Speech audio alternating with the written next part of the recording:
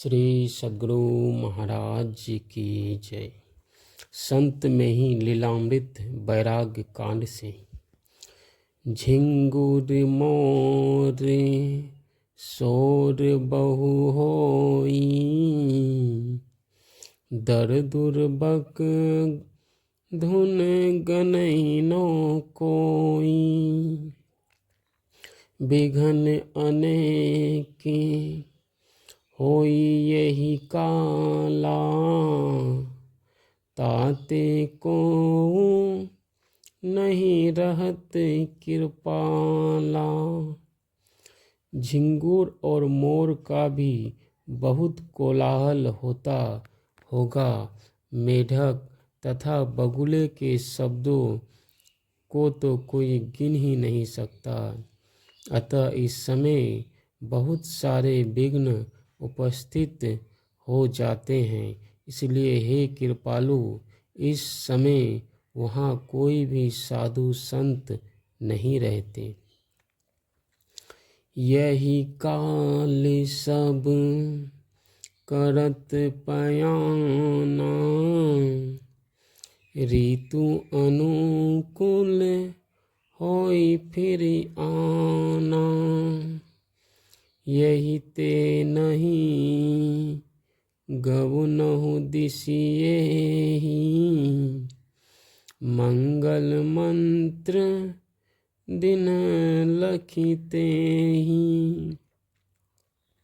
वहाँ से इस समय सब साधु संत महात्मा गण प्रस्थान कर जाते हैं, और जब ऋतु अनुकूल हो जाती है तब लौटकर पुनः आ जाते हैं। इसलिए पाताल गंगा की तरफ आप नहीं जाइए। आपको देखकर उन्होंने ऐसी शुभ सलाह दी। तह सो मुक्ति होई मुनिराया, लक्ष्य सिद्धि हित चरण बढ़ाया। लखी मुंशी गव नत भेजब ही, दिए जतन करी कंबल तब ही। वहाँ से छुटकारा पाकर आपने अपने लक्ष्य की सिद्धि के लिए कदम आगे बढ़ाया। मुनीलाल, मुंशी जी ने आपको अपनी निर्दिष्ट दिशा की ओर जाते देखकर प्रयत्न पूर्वक एक कंबल साथ में दे दिया था। मुनीलाल मुंशी दिन कंबल, दार्जिलिंग पथ जब जिए। अति शीत ऋतु रहते वहाँ, ऐसी दशा वर्णन किए। ले रोम पट झट पथ लिए अरु, अन जल सब ही तजे।